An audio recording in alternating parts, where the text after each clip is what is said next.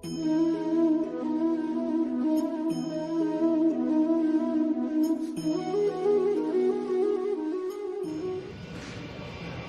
शहर, एयरपोर्ट। काशी इंदौर पहुंच चुकी थी। आज पहली बार वो इंदौर आई थी। बनारस को छोड़ एक नए शहर में आना और एक नई जिंदगी को शुरू करना उसके लिए बहुत बड़ी बात थी। राजेंद्र जी जैसे ही काशी को लेकर एयरपोर्ट से बाहर निकले तो बहुत सारी गाड़ियां खड़ी थी। राजेंद्र जी उसे लेकर एक गाड़ी के पास आए। एक नौकर ने आगे बढ़कर गाड़ी का दरवाजा खोला तो काशी के साथ वो उसमें बैठ गए। काशी उनके कंधे पर सर रख के बैठी थी और राजेंद्र जी उसके सर पर हाथ रख के बैठे थे। कुछ देर में गाड़ी एक बड़े से गेट के सामने आके रुकी। नौकर ने गेट खोला तो एक बहुत सुंदर सा महल था। हर तरफ बंदूक लिए बॉडीगार्ड खड़े थे और जैसे ही राजेंद्र जी की गाड़ी अंदर आई सब झुक के सलाम करने लगे। गाड़ी आकर दरवाजे पर रुकी। राजेंद्र जी बहुत संभाल के काशी का हाथ पकड़ के उसे उतार के अंदर ले आए। सब वहां काशी को जानते थे क्योंकि उसकी तस्वीर हर जगह थी, पर काशी के लिए ये सब नया था। यहाँ का माहौल, यहाँ के नौकर और बाकी सब कुछ भी। सारे नौकर आकर एक कतार में खड़े हो गए। राजेंद्र जी को देखकर सारे नौकर ने एक साथ उनसे कहा, प्रणाम राजा साहब। उन्होंने सारे नौकरों को नजरें उठाकर देखते हुए कहा, प्रणाम। हमारी राजकुमारी का कमरा तैयार कीजिए। आज से ये हमारे साथ रहेंगी। इनकी जरूरत का सारा सामान इनके कमरे में हो। फिर उन्होंने गर्ल सर्वेंट्स को देखते हुए कहा, और आप तीनों हर वक्त इनके साथ रहेंगी और ये जो कहें इन्हें ला के देंगी। ये कहते हुए वो बाकी सारे नौकरों को समझा रहे थे। काशी अपना सर झुका के सोफे पर बैठी थी। राजेंद्र जी उसके पास आए और उसे लेकर ऊपर बने एक बड़े से आलीशान कमरे में ले गए, जहां पर जरूरत की सारी चीजें थी। बड़ा सा बिस्तर था, उस पे बहुत सारे तकिए सलीके से रखे थे। चारों तरफ बिस्तर के गुलाबी रंग का नेट लगा था। राजेंद्र जी ने काशी को बिस्तर पर बैठा दिया और सारे नौकर वहां से चले गए। काशी, ये आपका कमरा है बेटा, अब आप यहाँ रहेंगी। ये कहते हुए वो उसके पास रखी चेयर पर बैठ गए, पर काशी शांत थी। काशी, जिंदगी को आगे बढ़ने दो मेरी बेटी। आनंद भी आपको इस तरह अगर देख रहा होगा तो कितनी तकलीफ हो रही होगी उसकी आत्मा को। मत दे खुद को इतना दुख मेरी बच्ची। राजेंद्र जी के इतना कहने पर काशी उनके सीने से लगकर रो पड़ी थी। उन्होंने काशी को शांत करा सुला दिया और खुद उसके कमरे से चले आए। वो काशी को उसके कमरे में सुला के जब नीचे आए तो एक बूढ़े से नौकर जिसका नाम रघु था, उन्होंने आगे आकर उनसे पूछा, साहेब, काशी बिटिया ऐसे यहाँ क्या हुआ? सब ठीक तो है ना? काका, आनंद अब इस दुनिया में नहीं रहा, इसलिए काशी को हम अपने साथ ले आए। इतना कह के राजेंद्र जी रो पड़े। इसके आगे कुछ भी कह पाने की हिम्मत उनमें नहीं थी। काका ने उन्हें संभालते हुए कहा, साहेब, मृत्यु से कौन भाग पाया है? अब आपको खुद को संभालना है, क्योंकि अब काशी बिटिया आपकी जिम्मेदारी है। काशी बिटिया की शादी कब हुई? काका का ये सवाल सुन के राजेंद्र जी सोच में पड़ गए। काका, काशी की शादी के बारे में कोई नहीं पूछेगा और ना ही इस महल में कोई चर्चा होगी इस बारे में। वो जिस तरीके से यहाँ रहना चाहती है रहेंगी। राजेंद्र जी ने महल के सभी काम करने वालों को ये बात कहा और वहां से चले गए। राजस्थान, अभय का ऑफिस। अभय अपने ऑफिस में बैठा काम कर रहा था कि तभी राणा उसके केबिन में आते हुए बोला, हुकुम सा, आप लंदन जा रहे हैं? उसने ये बात ऐसे पूछा था जैसे उसे इस बारे में कोई जानकारी ही नहीं थी, और ये सच भी था। जी हाँ, और कुछ महीने में अपना काम वहीं से करूंगा। इतना कह के उसने अपना लैपटॉप बंद किया और कोट पहनकर बाहर जाने लगा। राणा उसके पीछे चलने लगा और दोनों साथ में लिफ्ट में चले आए। राणा ने उसे ऐसे खामोश देखकर धीरे से कहा, हुकुम साहब, आपसे कुछ पूछें अगर आज्ञा हो तो? यही ना कि हमने काशी से शादी क्यों की और करी तो ऐसे छोड़ क्यों दिया? अभय के ये बोलने पर राणा हैरान होकर उसे देखने लगा। राणा के कुछ न कहने पर उसने आगे कहना शुरू किया। राणा, काशी हमारे निगाहों से होते हुए हमारे दिल में बस रही थी। तुम जानते हो कि मेरी जिंदगी में दुश्मनों की कमी नहीं है। अगर उन्हें ये पता चलता कि वो कमजोरी है हमारी, तो उनके साथ कुछ भी कर सकते थे। इसलिए ये करना पड़ा। जहां भी होंगी वो सही सलामत होंगी। ये बोल अभय गाड़ी में बैठ गया और उसके साथ आगे की सीट पर राणा आकर बैठ गया। कुछ सोचकर राणा ने उससे पूछा, तो आप लंदन क्यों जा रहे हैं? अभय ने खिड़की से बाहर देखते हुए उससे कहा, क्योंकि यहां रहे तो कदमों को रोक नहीं पाएंगे हम। कुछ देर में अभय महल पहुंच चुका था और सामान पैक कर एयरपोर्ट चला गया। वो एयरपोर्ट पहुंचकर अपने प्लेन में बैठ के राजस्थान से निकल गया। उसे खुद नहीं पता था कि वो यहाँ कब वापस आएगा। 1 महीने बाद इंदौर शहर। काशी को इंदौर में रहते हुए 1 महीने हो चुके थे और इस बीच उसने खुद को संभाल भी लिया था। राजेंद्र जी को उसने अपनी शादी के बारे में सब बता दिया था। उन्होंने उसके फैसले का आदर किया और काशी जैसे रहना चाहती थी वैसे ही रहने दिया। इसलिए काशी ने अभय को तो नहीं, पर उसके नाम को, उसके नाम के सिंदूर को और मंगलसूत्र को अपने साथ जोड़ लिया था। उसने खुद को संभालते हुए राजेंद्र जी के साथ उनके ऑफिस का काम भी संभाल लिया था और साथ ही वो राजेंद्र जी का पूरा ख्याल रखती थी। राजेंद्र जी को भी जीने का एक जरिया मिल गया था और अब काशी भी उन्हें बाबा बोलती थी। काशी इस 1 महीने में अभय को भूली तो नहीं थी, पर खुद को उससे जोड़ी भी नहीं थी। अब वो हमेशा राजकुमारी के लिबास में रहती थी। राजस्थानी लिबास, मांग में सिंदूर, गले में बड़ा सा मंगलसूत्र और मांग राजस्थानी टीका, हाथों में भरी हुई चूड़ियां और पैरों में पायल। राजेंद्र जी ने काशी को अपनी बेटी के रूप में अपना लिया था, इसलिए उसे उसी परंपरा में रहने के लिए कहा था जिस तरह उनकी खानदान की लड़कियां रहती थीं। आज राजेंद्र जी के एक बिजनेस पार्टनर अपने बेटे के साथ काम के सिलसिले में घर आ रहे थे। वो दोनों बचपन के दोस्त भी थे, इसलिए इन दोनों के परिवार में काफी अच्छी दोस्ती थी। काशी भी अपने कामों में लगी हुई थी। छुट्टी का दिन था तो वो भी राजेंद्र जी के लिए अच्छा खाना बना रही थी। वो रसोई घर से बाहर आई तो देखा कि कुछ लोगों के साथ रघु काका अंदर आ रहे थे। उसने काका से पूछा, काका ये लोग कौन है? काका ने उन दोनों की तरफ देख के इशारा करते हुए कहा, बिटिया ये राजासा से मिलने आए हैं। विक्रम सिंह है, माधवगढ़ इन्हीं की रियासत है, और ये उनके बेटे विजय सिंह। जी हम अभी बाबा को बुला देते हैं, तब तक आप सब बैठिए। काका इन सब के लिए जलपान ले आइए। ये कहते हुए काशी ने अपने सर पर दुपट्टा लिया और राजासा को बुलाने चली गई। विजय उसे बहुत ध्यान से देख रहा था। वो उसकी खूबसूरती देखकर कहीं खो सा गया था। काशी के खुले बाल जो कमर तक आ रहे थे, राजस्थानी लिबास उस पे बहुत भा रहा था। काशी कुछ देर में राजेंद्र जी को बुला लाई। राजेंद्र जी आए तो विजय ने उनके पैर छुए। उन्होंने उसे आशीर्वाद देते हुए कहा, जीते रहिए विजय, आप कब आए अमेरिका से? विजय ने उनके पास बैठते हुए कहा, जी अंकल बस 2 दिन हुए, पापा आ रहे थे तो सोचा कि मैं भी आ जाऊं और आपसे मिल लूं। वो सब बात कर ही रहे थे कि तभी काशी सबके लिए चाय नाश्ता ले आई। उसे सबसे मिलवाते हुए राजेंद्र जी ने कहा, इनसे मिलिए, ये काशी है, हमारी राजकुमारी। उन्होंने जब काशी का परिचय अपनी बेटी के रूप में कराया तो विक्रम सिंह और विजय थोड़ा हैरान थे। काशी दोनों को प्रणाम कर वहां से चली गई। विक्रम जी की सवालिया नजरों को देख के राजेंद्र जी समझ गए थे। आप ये सोच रहे हैं ना विक्रम कि ये हमारी बेटी कैसे?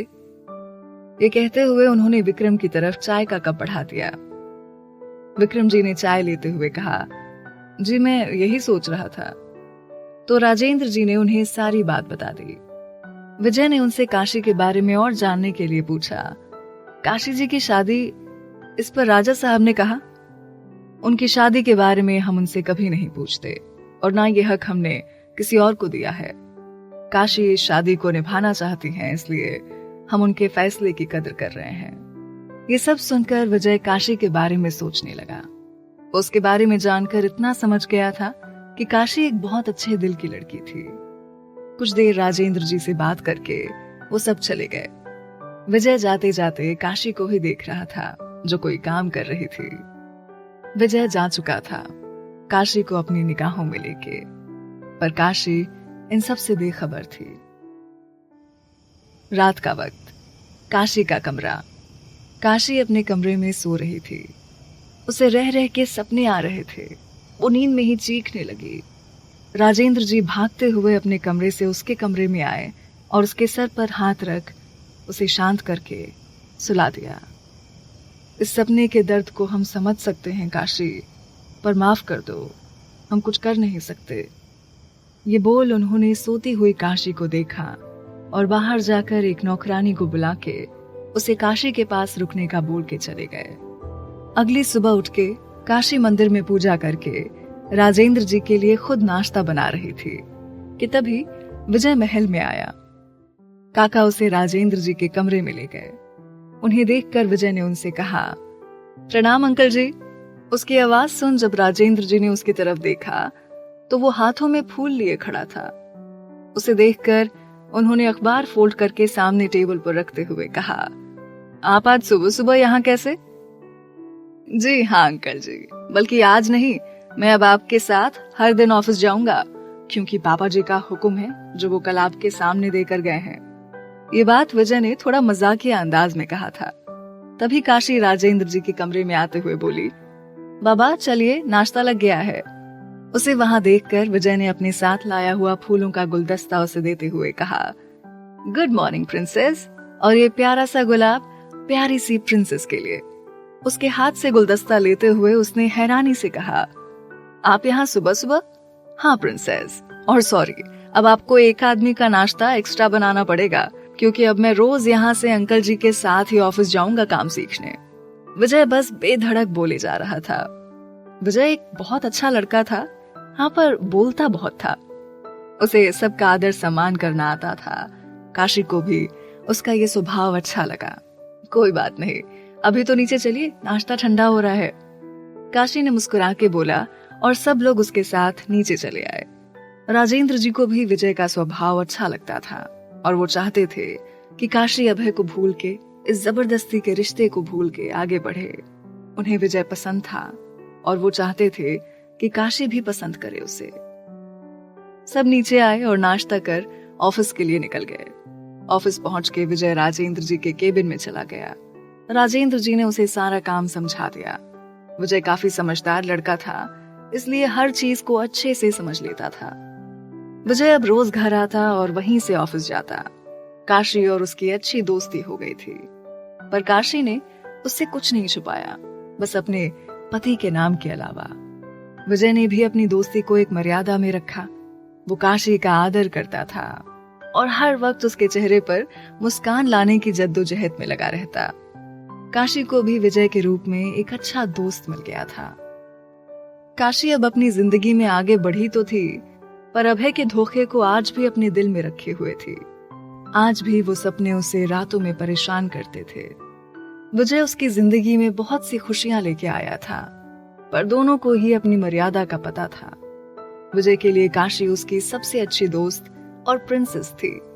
उसके लिए भी विजय सिर्फ उसका एक अच्छा दोस्त था। विजय अंदर आकर फूलों का गुलदस्ता लाकर उसे देते हुए बोला, गुड मॉर्निंग प्रिंसेस। काशी उसके हाथ से गुलदस्ता लेकर उसे टेबल पर रखते हुए बोली, आ गए आप? हाँ प्रिंसेस, और जल्दी से नाश्ता दे दो, बहुत भूख लगी है। ये बोलकर विजय खाने के टेबल के पास आ गया। काशी ने नाश्ता टेबल पर रखते हुए कहा, आप क्या यहाँ कुंवर साथ सिर्फ खाने आते हैं? वैसे आपको एक और बात बतानी थी।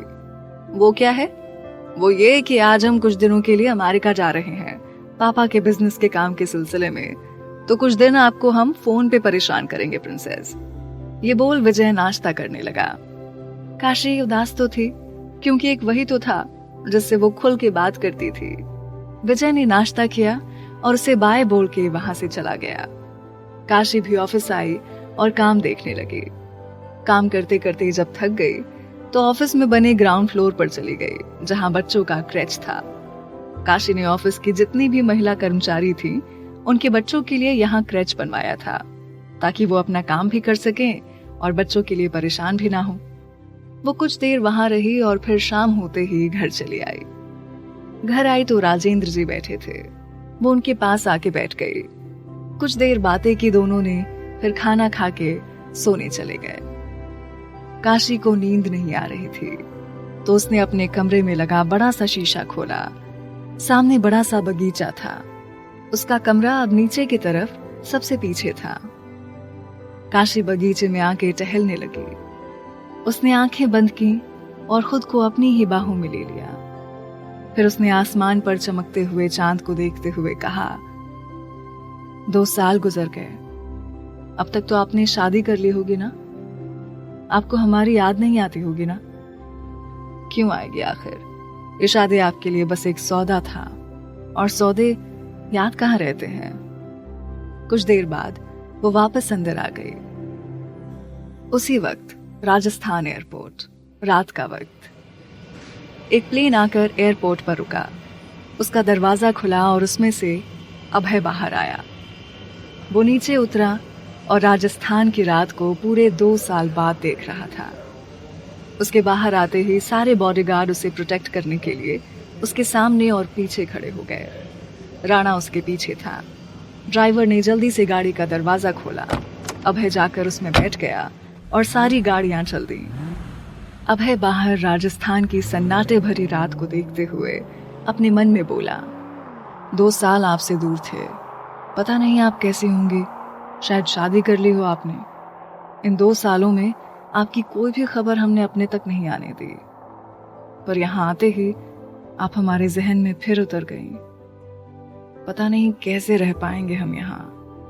अभय के दिल दिमाग में आज भी बस काशी थी। सुबह का वक्त, इंदौर। सुबह जब काशी कमरे से बाहर आई तो देखा आज राजेंद्र जी रोज की तरह हॉल में नहीं बैठे थे। उसने काका से पूछा, काका बाबा नहीं आए अभी तक? वो अपने कमरे में ही है क्या? काका ने काम करते हुए कहा, हाँ बेटिया, उनकी तबीयत खराब है थोड़ी, तो वो अपने कमरे में आराम कर रहे हैं। ये सुनकर काशी राजेंद्र जी के कमरे में गई तो देखा वो लेटे हुए थे। काशी अंदर आई और उनके सर को छूकर देखी तो हल्का हल्का बुखार अभी भी था। तभी राजेंद्र जी की आंखें खुल गई। वो उठ के बैठते हुए बोले, अरे आप, क्या हुआ? काशी ने परेशान होकर उन्हें डांटते हुए कहा, बाबा आपकी तबीयत नहीं ठीक थी तो बताया क्यों नहीं आपने हमें? अरे हल्का सा बुखार था बस, अब हम ठीक हैं देखो। वो काशी से बात कर ही रहे थे कि तभी उनके मैनेजर वर्मा जी आ गए। सर, वो आज आपको राजस्थान जाना है प्रोजेक्ट के लिए। ये बोलकर वर्मा साहब हाथ बांध के खड़े हो गए। काशी ने उनकी तरफ देखकर कहा, बाबा कहीं नहीं जा रहे हैं वर्मा जी, बाबा की तबीयत ठीक नहीं है। तभी काका दलिया लेके अंदर आए। काशी उनके हाथ से दलिया लेके राजेंद्र जी के पास बैठ गई और उन्हें खिलाने लगी। वर्मा जी ने चिंता जताते हुए कहा, पर बिटिया हमें प्रोजेक्ट मिलना बहुत जरूरी है। हम ठीक हैं हमारी राजकुमारी। राजेंद्र जी का इतना बोलना था कि काशी ने उन्हें घूर के देखा तो वो चुपचाप दलिया खाने लगे। काशी राजेंद्र जी को दलिया खिलाते हुए बोली, वर्मा जी हम चलेंगे आपके साथ। ये सुनकर राजेंद्र जी खुश होते हुए बोले, वर्मा जी बता दीजिए सबको आज वहां फोन करके कि हमारी राजकुमारी आ रही है हमारी जगह, और इनका ख्याल रखना आप, और आप अपना ख्याल रखिएगा। टाइम से दवा खा लेना है, खाना खाना है और आराम करना है बहुत सारा। काशी ने राजेंद्र जी को दवा देते हुए कहा और फिर तैयार होने चली गई। वो कुछ देर बाद तैयार होकर आई और राजेंद्र जी के पैर छूकर राजस्थान के लिए निकल गई। राजस्थान, अभय का ऑफिस। अभय लैपटॉप पर काम करते हुए बोला, राणा उस प्रोजेक्ट को किसी भी तरह इस बार हमें ही लेना है, चाहे जो हो जाए। हुकुम साहब, ये प्रोजेक्ट आपको ही मिलेगा, आपके सामने कौन खड़ा हो सकता है। अभय और राणा को काम करते हुए शाम हो गई। राणा ने उसे याद दिलाते हुए कहा, हुकुम साहब चलें, आपको आज होटल भी जाना है व्यवस्था देखने कल की मीटिंग के लिए। फिर वो दोनों ऑफिस से निकल गए। दूसरी तरफ काशी अपने कुछ लोगों के साथ और वर्मा जी के साथ राजस्थान पहुंच चुकी थी। वो पूरी प्रोटेक्शन के साथ एयरपोर्ट से बाहर आई और गाड़ी में बैठ गई। काशी ने लैपटॉप में देखते हुए वर्मा जी से कहा, वर्मा जी आपने होटल तो बुक कर दिया है ना?